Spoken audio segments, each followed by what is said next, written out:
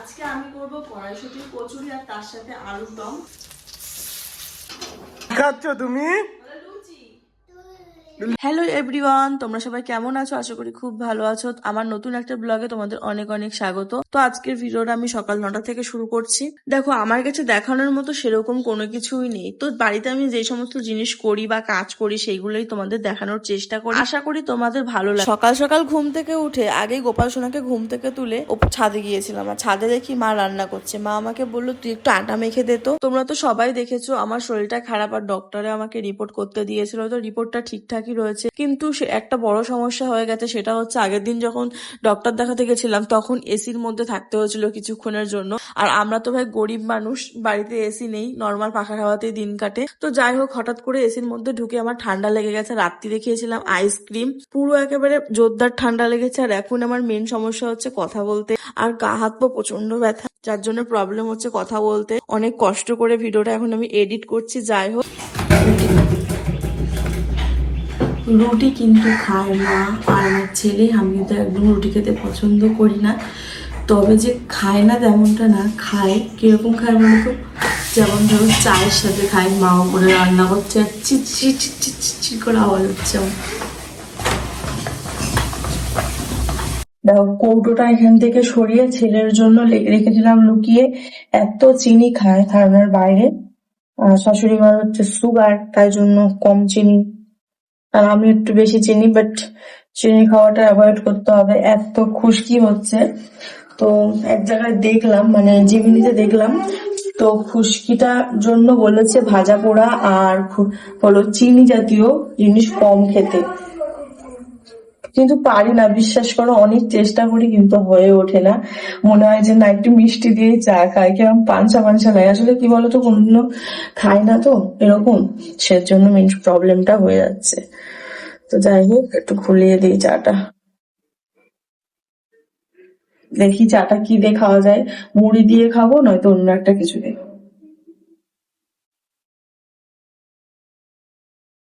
আমি না মাঝে মাঝে ভাবি, আমি ক্যামেরার দিকে তাকাবো নাকি স্ক্রিনের দিকে তাকাবো, মানে অনেক একটু ডাউট ফিল হয়। আচ্ছা, কোন দিকে তাকালে আমাকে বেটার লাগছে কমেন্ট করে জানিও তো। এখন আমি ক্যামেরার দিকে তাকিয়ে রয়েছি, আর এখন কিন্তু আমি স্ক্রিনের দিকে তাকিয়ে নিজেকে দিচ্ছি। ওই তো চাটা ফুটে এসছে, চাটাকে তুলে নিই।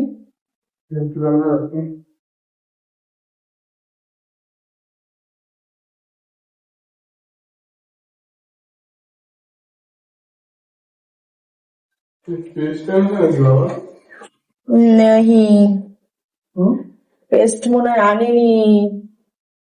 তো এটা হচ্ছে আমার ছেলের গ্লাস, এই গ্লাসটাতে আমি আজকে চা খাবো।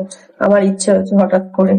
দেখো, যতই ভাবি না আমি চিনি কম খাবো, চিনি আমাকে একটু বেশি খেতেই হবে, নাহলে আমাকে ঠাকুরে পাপ দেবে। হ্যাঁ, কি করবে? সত্যি, এই জন্যই বলে বাঙালি। না ফেলে কলগেটটাকে একদম চিপে চুপে একদম, মানে যেটুকুনি আছে সেটুকুনি বের করেই ছাড়বে। হম, সেটাই। আমার বর সিঁড়ি থেকে উঠতে থেকে ফার্স্ট স্লিপ কেটেছে। কি অবস্থা ভাবো তো, মানে তুমি যদি পড়ে যেত কি হতো।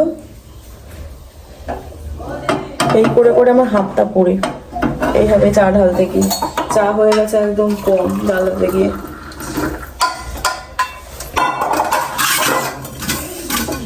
মাথায় এত খুশকি হয়েছে, কি বলবো আর তোমাদের। চলো মাকে চাটা দিতে যাই।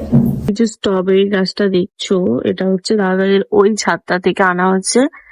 তো ওদের ওদের বাড়িতে মানে স্ট্রবেরি হয়েছিল 2 কি 3টে, কিন্তু এত টক ছিল, খাবার মতো ছিল না। তো দেখা যাক আমার বর এটাকে মিষ্টি করতে পারে কিনা। হ্যাঁ, কটা বাজে? 9টা থেকে 9:30 বাজে।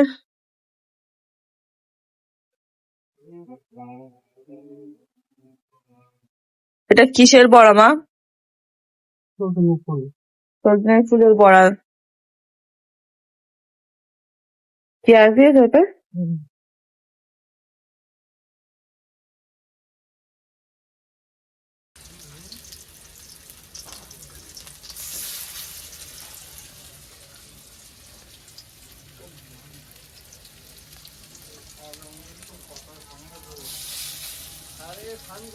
তোমরা তো এতক্ষণে সবাই জেনে গেছো যে আমার শরীরটা খারাপ, তো সেই জন্য ডক্টর দেখাতে গেছিলাম। তো রিপোর্ট ভালো এসেছে, শুধু একটু ওষুধ দিয়েছে, সেইগুলো খেলেই বললো ঠিকঠাক হয়ে যাবে। আর বাপের বাড়ি থেকে আজকে দুপুরবেলায় চলে এসেছিলাম ডক্টর থেকে, আর বাড়ি যাইনি, ভাবলাম আবার যাবো ব্যাক করবো, সেই জন্য যাইনি। তো তোমাদেরকে একটা জিনিস দেখাই, এই দেখো এই দুটো জামা মা হলো কিনে দিয়েছে। তো ভাবছি তোমাদেরকে না দেখালে হয়, দাঁড়াও। এই যে কেমন লাগবে গো, কালার গুলো কেমন হচ্ছে জানি। এটা হচ্ছে দুধে আলতা কালার, মানে পিঙ্কও নয়, এরকম মানে একটা কালার নিয়েছি। পরে নিয়ে না, এরকম একটা কালারের জামা আছে আমার, বাট কেমন লাগবে গো আমাকে পরলে জামাগুলো। এই একটা কালার, আর হচ্ছে এই একটা কালার, বাট জামাটা উল্টো আছে, দাঁড়াও সোজা করে নিই। এই যে কেমন লাগবে, কোন কালারটা বেশি ভালো অবশ্যই কমেন্ট করে জানিও। চলো ভাঁজ করে নিই, ভাঁজ করে ঢুকিয়ে রাখি।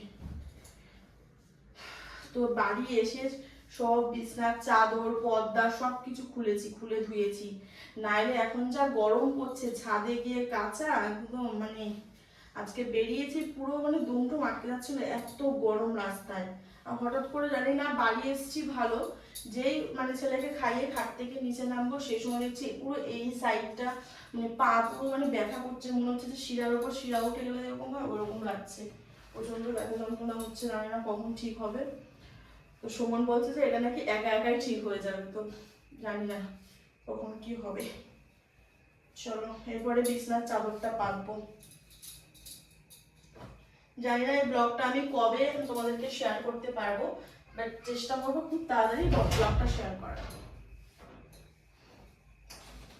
চলো ব্যাগটা একেবারে ঢুকিয়ে রেখে দিই, ব্যাগের মধ্যে কি আছে। ও পাউডার ক্লিপ নিয়ে গেছিলাম, আর কাজল নিয়ে গেছিলাম ছেলের জন্য।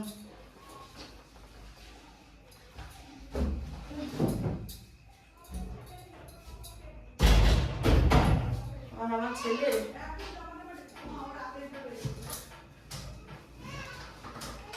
ছেলের খেলনা, অল টাইম এই খেলনাগুলোকে নিয়ে ডিস্টার্ব করতে থাকে। তো আজকে বাপের বাড়ি থেকে এসে সব কিছু খুলে খালে একদম কেচে দিয়েছি। পেঁচে দিয়েছো? হ্যাঁ পেঁচে কেচে বলেছি, পেঁচে বলেছো না কেচে বলেছি, বলছেন দোষ কোথার জন্য ব্যস্ত। তো যাই হোক অনেকদিন মানে আগে কিন্তু বিছনা চাদরটা পেরেছিলাম, মানে পেঁচেছিলে? আজকে না মানে কি বলবো, রাগ হয়ে যাচ্ছে কিন্তু এমনি মানুষ বড় আছে, তারপরে আমার পেছনে লাগিয়ে ইচ্ছে করে। তো যাই হোক এই বিছনা চাদরটা আজকে পাচ্ছি, কালারটা এরকম খিচিখিচি মানে জঙ্গলি ছাপা বলে এগুলোকে, জঙ্গলি ছাপা। আচ্ছা কষ্ট হয়ে যাচ্ছে, ভালো লাগছে না, আজকে শরীরটা রাগ হয়ে যাচ্ছে কেন জানি, মুড বলে না মুড সুইং হয়, আমার হয়তো সেই অবস্থা। মানে মনে হচ্ছে এই খাবো, মনে হচ্ছে একটু চা খায়, তারপর আমার মনে হচ্ছে কি একটু ঘুরতে যায়, তারপর মনে হচ্ছে কি যে কোনো একটা জায়গায় গেলে ভালো হতো, তারপর আমার মনে হচ্ছে কি কি করি, তারপর আমার মনে হচ্ছে কি বড় সাথে ঝগড়া করি, তারপর আমার মনে হচ্ছে কি নেকামো কম মারো। মানে কি হলো মুডটা সুইং হচ্ছে, কখনো ভাবছি কি এইটা করবো, এদিকে আমার পেট পুরো বোঝায়, বুঝেছো, এত খেয়েছি খাওয়ার কথা আর বলো না। তো যাই হোক এখন দেখি বিস্কুটটা পেতে তারপর চা বানাবো, চা খাবো। আমার ছেলে শুধু মানে বদমাইশ করতে এখন ব্যস্ত, আর তোমার দিকে তো চাদরটা একটু বেশি দিতে হবে, নাইলে তো আবার খুলে খালে যাবে। যাই হোক আমি কেন যাই হোক বারবার বলছি, মাথা গেছে আমার, ভালো লাগছে না, ওই জন্য এসব হচ্ছে। তারপরে করে চাদরটাকে পাতি এক্ষুনি রাগেকার সাইড চলে আসলেও সমস্যা হয়ে যাবে। লাইটটা জ্বালাও। ও লাইট জ্বালাও তবে? ইয়েস। তো দেখো আমার চাদর পাতা কমপ্লিট হয়ে গেছে।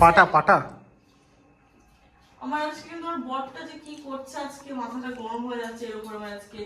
তো যাই হোক এখন আবার যাই হোক, উফ মাথা থেকে যাই হোকটা বের করতে হবে। হাত পা তো বালি তো এখানে পড়ে গেছিস, বাহ হাঁটু চলে গেছে তো, ফুলে গেছে হাঁটু, কি অবস্থা, ব্যথা লেগেছে নামতে সত্যি করেছে। আসো দাও আকারো মার না, মুড়ি পড়ে যাবে, খাবি মারবে, মুড়ি পড়ে যাবে, খাবি মারবে, অল্প একটু দিয়ে নাও, এখানে ওইখানে না, এই যে নেই না,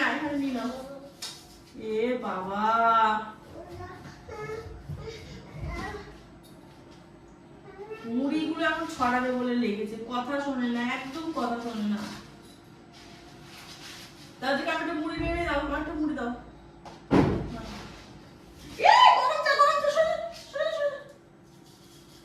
ভয় লাগে একে নিয়ে, গরম জিনিস খাওয়াও রিস্ক। দাও।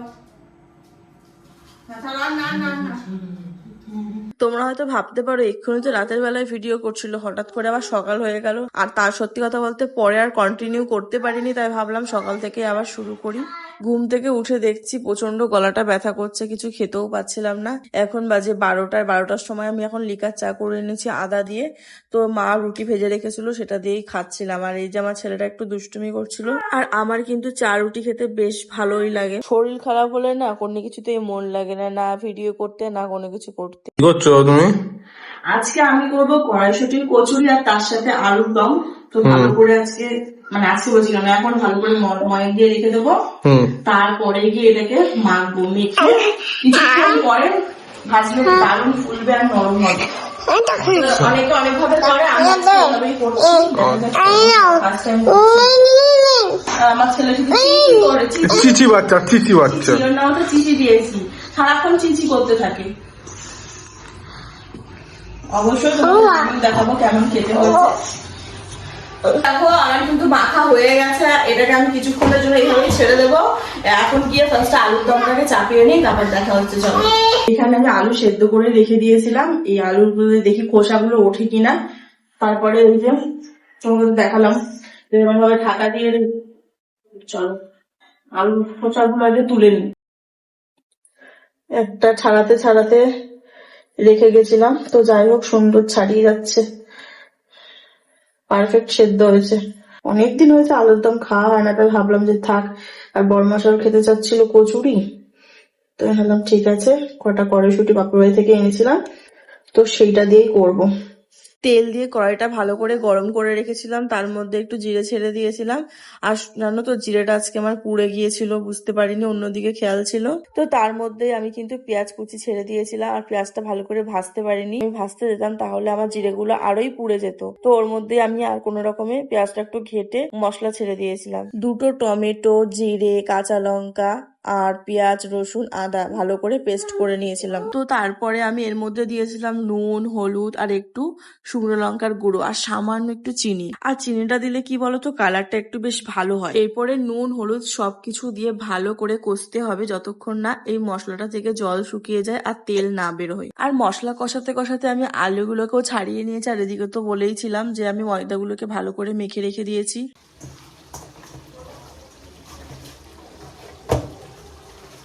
তো দেখো আমার মশলা কিন্তু একদম কষানো হয়ে গিয়েছে। এরপরে আমি আলুগুলো দিয়ে ভালো করে কষিয়ে নেব।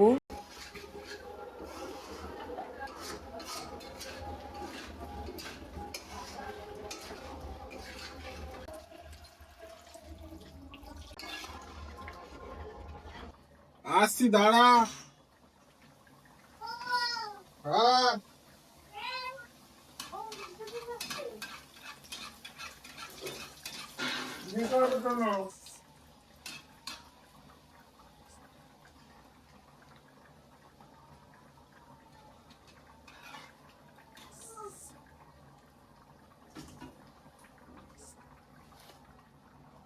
তো দেখো আমার আলুর দম কিন্তু প্রায় একদম হয়েই এসেছে। এরপরে আমি একটু গরম মশলা দিয়ে আর একটু ফুটিয়ে নেব।